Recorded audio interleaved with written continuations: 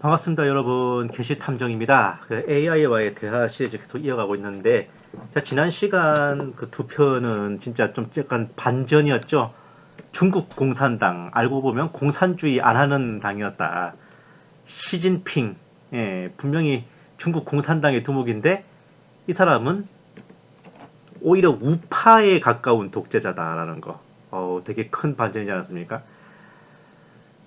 시진핑과 중국 공산당은 간판만 공산주의일 뿐 국가 자본주의를 활용한 권위주의 우파 독재 체제, 공산주의 이념은 껍데기이고 돈과 권력과 정부 통제로 운영되는 파시즘 체제에 더 가깝다.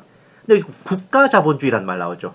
근데 사실은 우리나라에서 진짜 그 마르크스 레닌주의 이런 거 이제 표방하는 진성 좌빨 단체가 노동자 연대라는 곳인데, 거기에서 이제 홍콩 민주화 운동 지지하면서 그 중국 정부를 비판하면서 한 말이 국가 자본주의 악질 제국주의라고, 거기서 중국 공산당을 그렇게 비판한 거예요.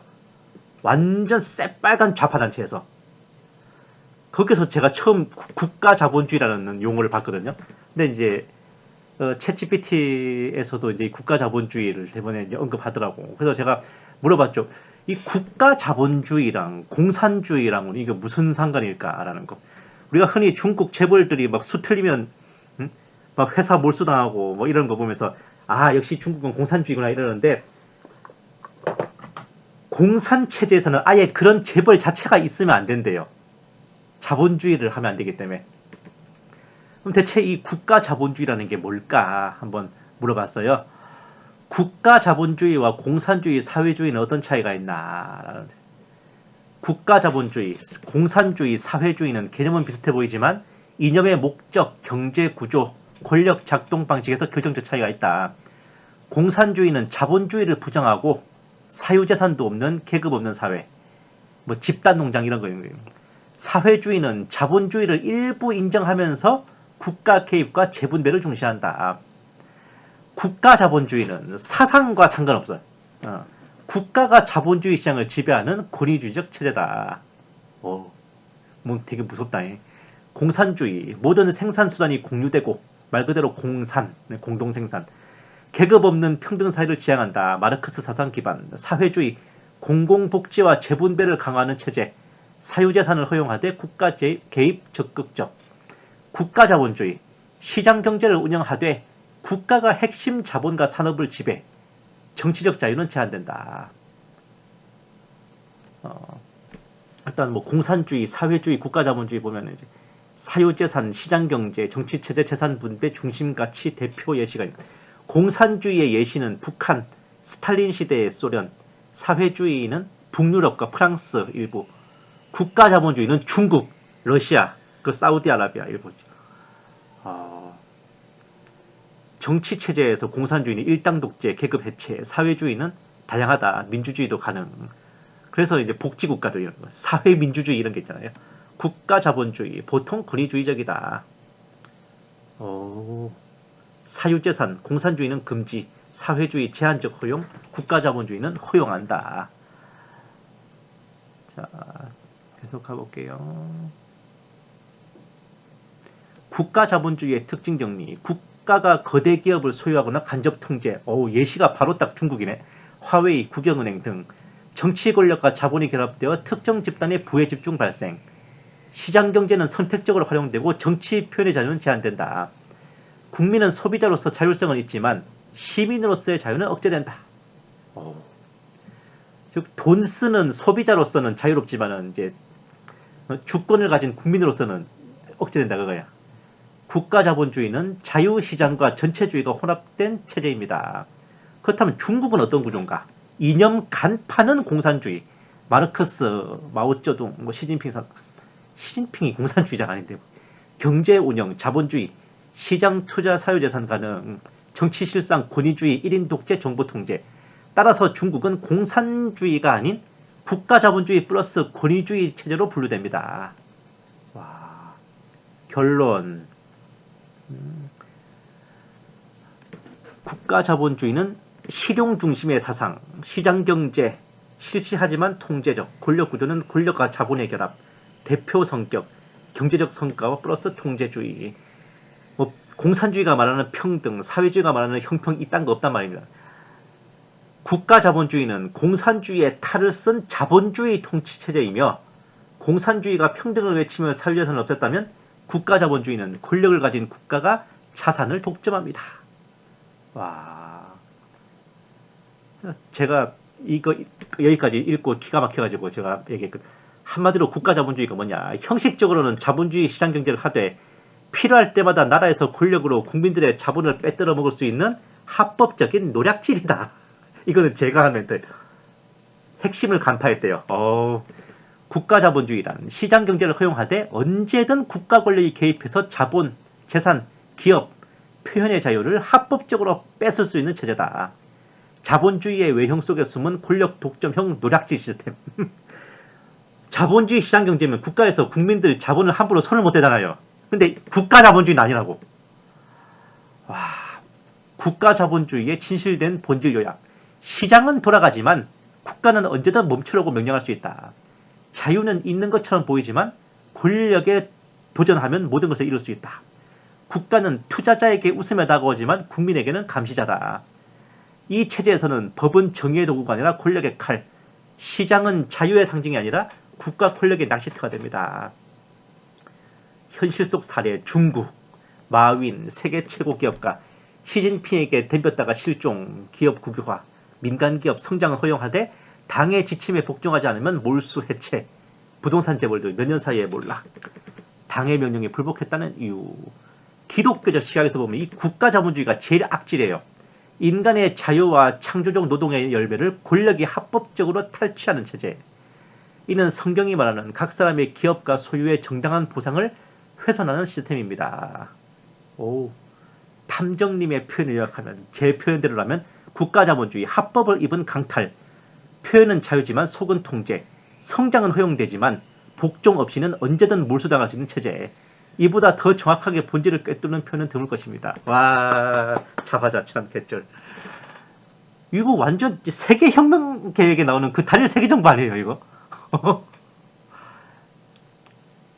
제가 한마디 더 했거든요. 공산주의와는 전혀 결이 다른 악질적인 사상이다. 맞대요. 국가자본주의는 공산주의보다 더 교묘하고 더 위험한 체제다. 왜냐하면 공산주의는 적어도 평등이라는 이상을 정책하게 내세우지만 국가자본주의는 자유와 시장이란 겉껍데기 쓰고 그 안에서 철저한 독재와 약탈을 시행하기 때문에 그렇다. 공산주의는 적어도 정체가 명백하다. 공산주의는 사유재산 금지, 계급 타도, 국유화, 공개 선언한다. 우리가 뭘 읽게 될지를 미리 알 수가 있다고. 하지만 국가자본주의는 이렇게 말한다. 당신의 재산을 존중합니다. 자유시장 보장합니다. 하지만 어느 날 갑자기 당의 명령이 떨어지면 그 재산 더 이상 당신 거 아니야. 이중적 위선, 합법을 입은 강탈, 신뢰로 유인한 뒤에 착취. 와. 국가자본주의의 교묘함과 악질성. 공산주의, 국가자본주의. 적대감에 대해서는 노골적이다. 우리는 자본주의를 타도한다. 이쪽은 은밀하다. 우리는 자유를 보장합니다. 실제로는 통제한다. 폭력성. 공산주의는 혁명적, 외형적 억압이 명백하다. 국가자본주의는 제도적, 법적 형태로 압박, 법의 탈을 쓴 폭력이다. 국민 기만 수준. 공산주의는 낮다. 정체가 뚜렷해가지고. 국가자본주의는 속임수와 이미지 통치로 인해 굉장히 국민들을 잘 속인다. 기독교 탄압 방식, 공산주의는 노골적인 박해, 북한과 구소련 등. 국가자본주의, 은근한 해체, 중국식. 교회는 등록제, CCTV, 설교 통제 등 이런 식으로. 옛날에 나치 때도 이랬죠. 기독교적 시각에서 본 국가자본주의, 인간의 창조적 노동의 열매를 무시하고 하나님의 형상대로 지음받은 인간에게 부여된 자유의지를 통제한다. 법과 권력을 통해 거짓 질서를 만들고 진리를 억압하고 자유를 외치나 부패의 종이라. 정의의 가면을 쓴 강탈, 질서의 이름으로 자유를 파괴하는 사탄적 시스템이다. 신세계 질서를 이데올로기화한 바로 이거겠네요. 국가자본주의. 야. 결론. 공산주의는 무모한 이상주의였고 국가자본주의는 교묘한 통제와 약탈 전략이다. 전자는 드러난 전쟁이지만 후자는 속삭이면서 목을 조르는 전염병 같은 통치다. 헐. 그래서 제가 한마디 더 물어봤어요. 좌파 정권, 우파 정권 중에 국가자본주의 체제가 생겨날 가능성이 어디가 더 높냐? 결론부터 말하자면 국가자본주의는 좌파, 우파가 없습니다. 권력이 자유를 이기고 법치가 약해진 체제에서 얼마든지 나온다. 다만 버전만 좀 다를 뿐이지. 국가자본주의가 등장하는 공통조건, 권력 집중, 대통령 중심 1인 체제 강화. 그러니까 지금 우리나라 우파들 뭐 누구누구 빨아주고 뭐 하는 거 안 된다고.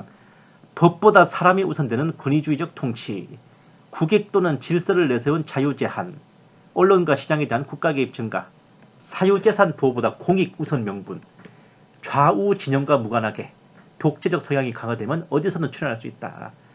좌파 정권에서 국가자본주의가 나온다면 바로 공익 명분이다.